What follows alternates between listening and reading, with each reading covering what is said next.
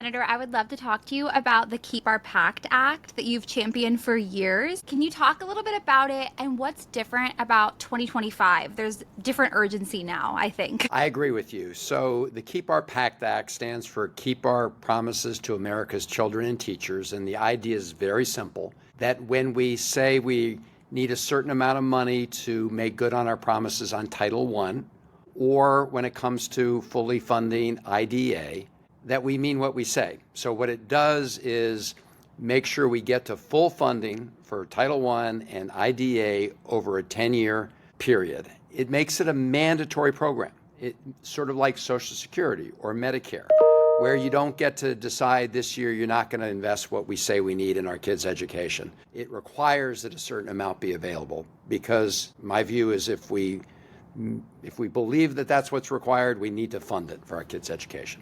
Is there anything that we as advocates can do to help build momentum for this to be passed? And so you asked what we can do this year, and that is exactly what we should be doing. You know, my experience here in the Congress, in the House and the Senate is you need to build momentum even in those years where you can't actually get something over the finish line.